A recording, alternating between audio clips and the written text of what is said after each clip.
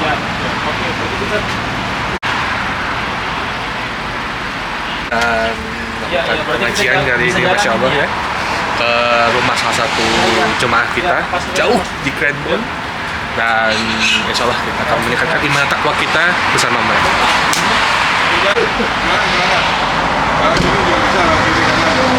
Oke, Mas Rehan. apa ya? Ya nggak apa-apa, santai aja. Temannya satunya tuh Mas Desa kayaknya agak Iya sungkan kali itu. karena baru.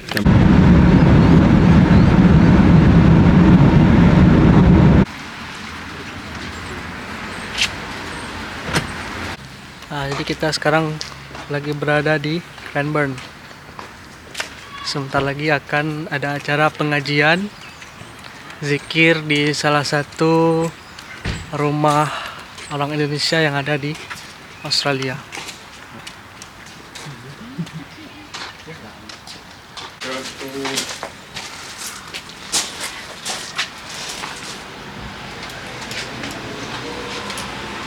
Sini aja.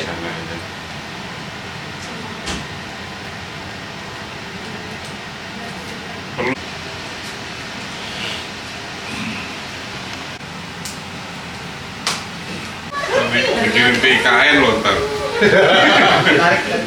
Iya, itu pejabat-pejabat sekarang pada pusing ya. Apalagi yang jomblo, itu Bos nih yang kemarin. nggak dapat rumah sendiri kan? Bareng-bareng gitu. Bareng-bareng, diskriminasi banget gitu. Iya, Sekamar berdua. Ada yang berdua, ada yang berempat gitu. Bang Bet. Iya, Bang. iya, itu nggak bener kan? Zaman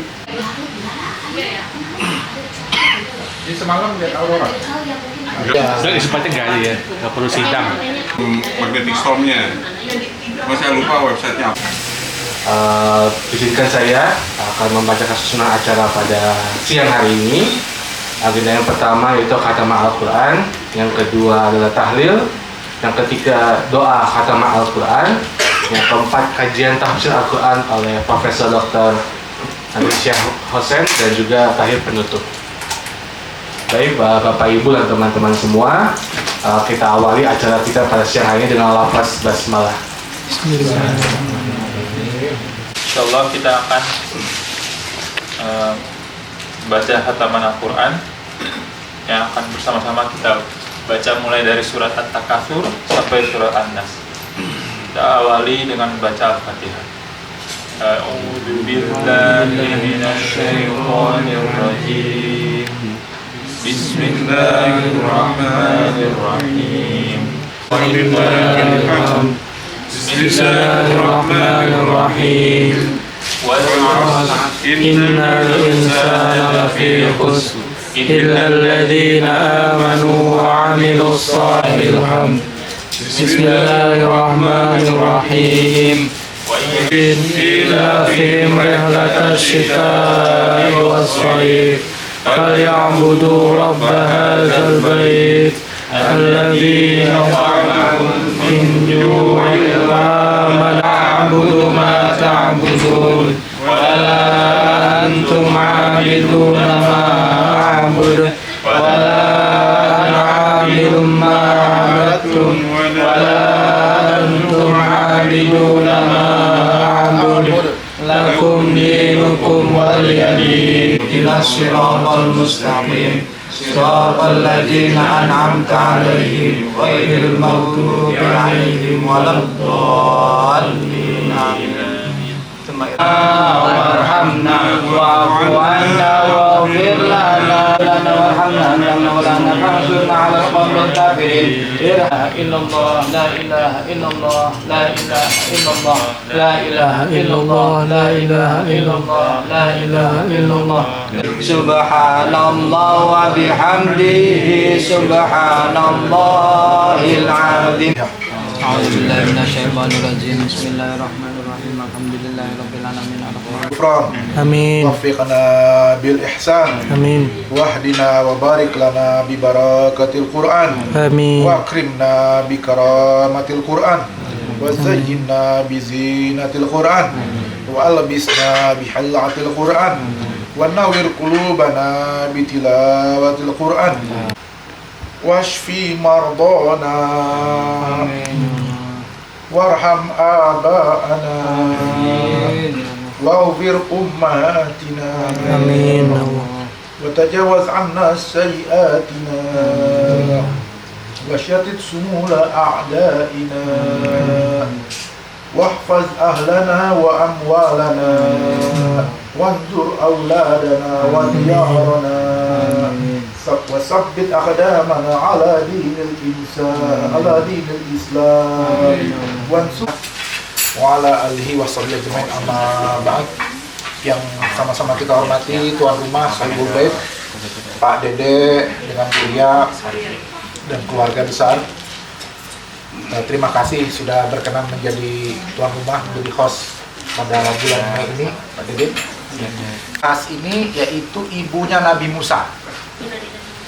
Nah, jadi dua sosok ibunya Nabi Musa.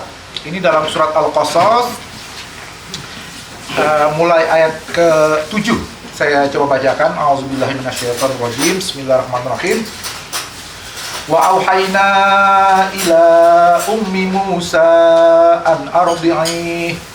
Isyarat bahwa kerajaannya ini akan tumbang oleh bayi, seorang bayi putra laki-laki dari Bani Israel. Jadi Bani Israel itu saat itu 400 tahun diperbudak oleh bangsa berdosa itu, dibunuh. Nah, karena akibat mimpi itu tadi. Nah, ibunya Nabi Musa saat itu lagi hamil, sehingga dia ditunggui. Kehamilannya itu, kelahirannya ditunggui oleh tentara dari Firaun.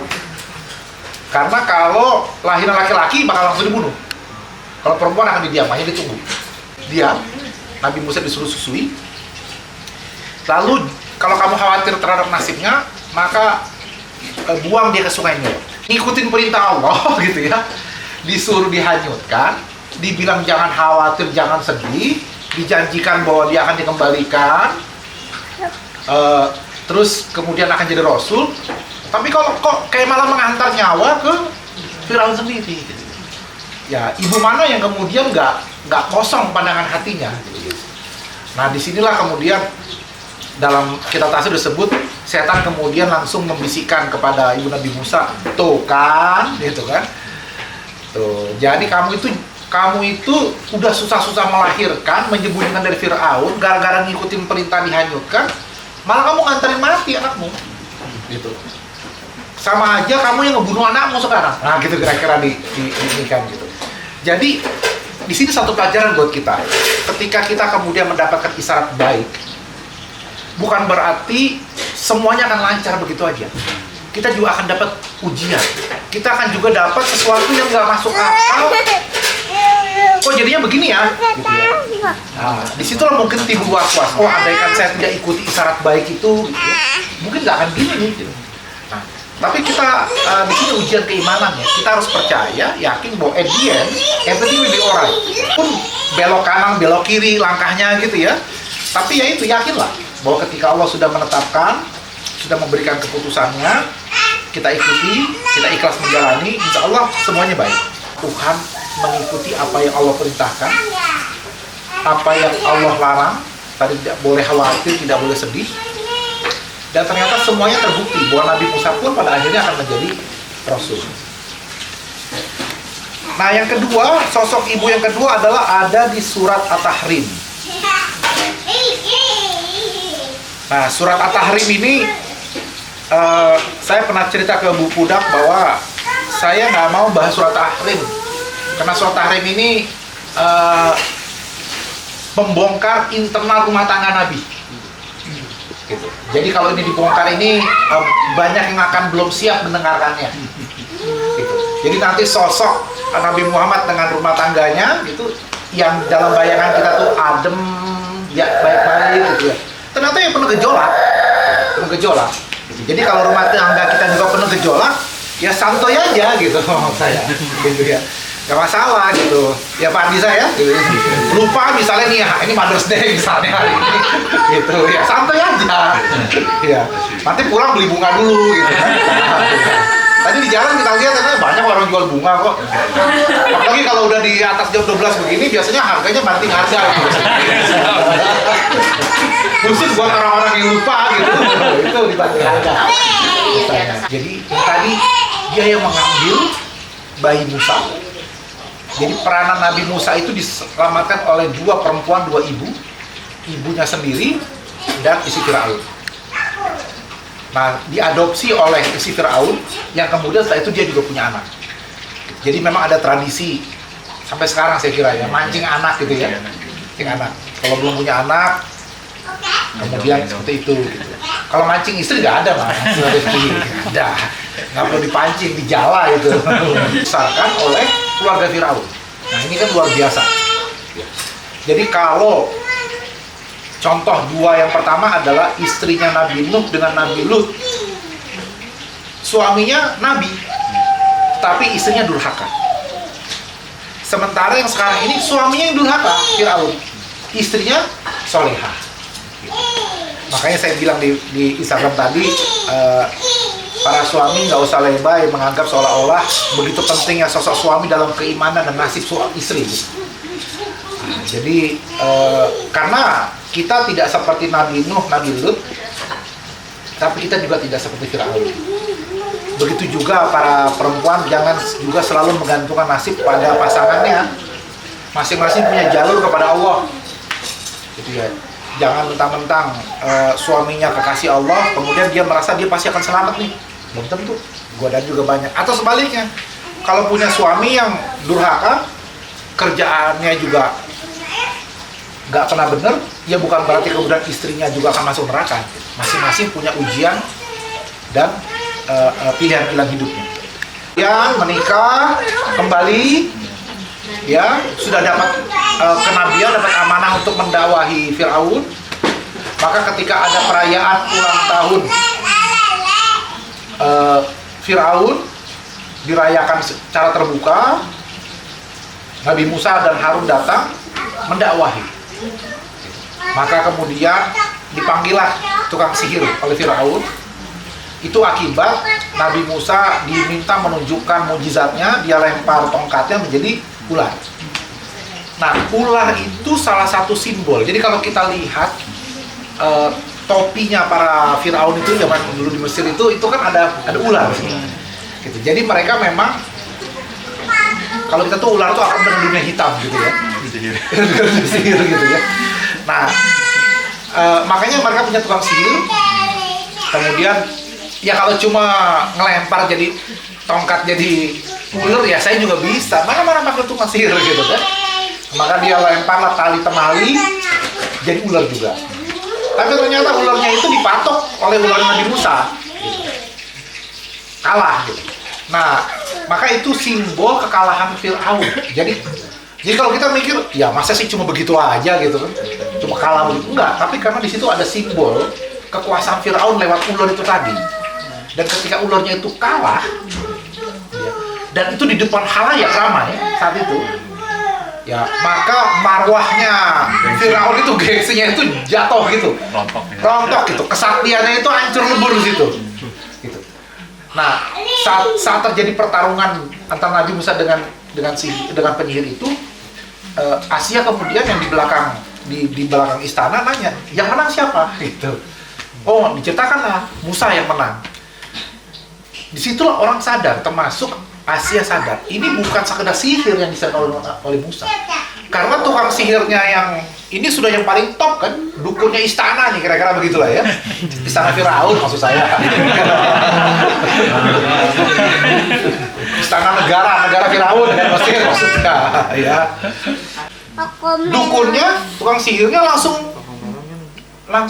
masuk agama Nabi Musa. Karena dia sadar ini dia nggak ada lagi yang bisa mengalahkan dia. Ya, ini sudah di luar, beyond their knowledge sudah gitu ya. Gitu. Begitu pula dengan Asia. Nah, kemudian dia masuk ke agama Nabi Musa. Jadi memang peristiwa itu menampar betul Firaun. Dan saya kira kalau kita baca sejarah Nabi Musa ini memang mengejutkan dalam arti Tuhan itu sayang betul kepada Bani Israel. Sampai makanan salwa dan mana dari langit. Tapi kalau mereka berbuat kesalahan, kejam betul. Ya mereka disambar petir, mati seketika. Begitu juga terhadap Firaun. Bahkan ada satu hal yang tidak disebut oleh Quran tapi disebut dalam Bible. Di dalam Bible itu ada 10 hukuman dalam yang terhadap Firaun. Kalau di Quran hanya disebut 5. Nah, salah satu yang disebut dalam Bible itu adalah di mana semua orang Kipti, orang bangsa Firaun, itu anak laki-laki pertamanya mati semua. Nah, sementara orang Bani Israel itu dia memotong kambing dan darah kambingnya itu ditaruh dikasih tanda di pintu rumahnya sehingga malaikat maut tahu, oh ini temannya Nabi Musa nih, gitu kan? Bukan hewan.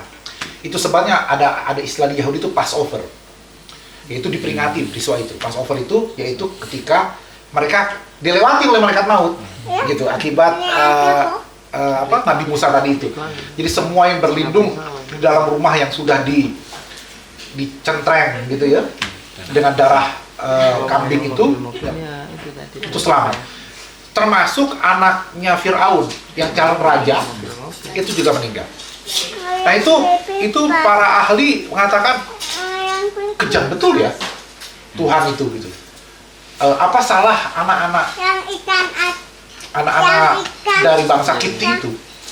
Nah itulah kalau kita melihat satu peristiwa terbatas. Jadi kita kalau ibaratnya nonton film, ada satu episode, satu adegan, tapi kita tidak melihat secara keseluruhan.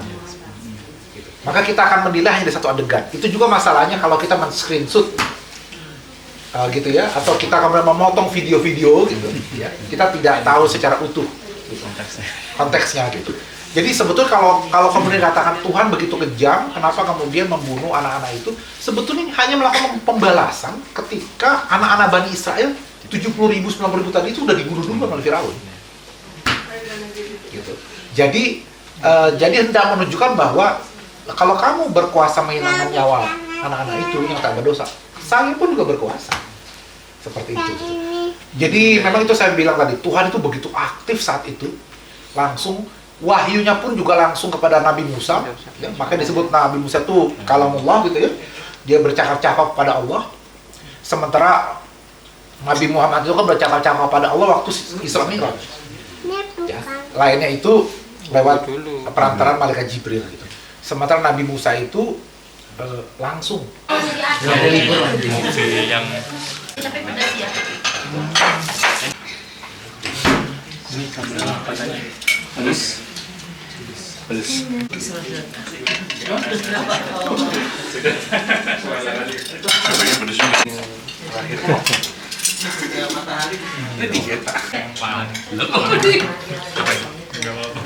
Mana gitu?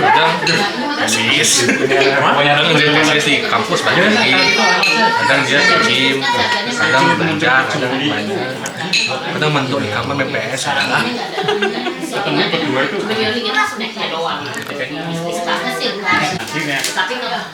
Belum ya? Alhamdulillah dapat apa? Awas miring ya. Dapat soto, Dapat dapat ayam, ikan, dapat ikan, Dapat ikan. tahu.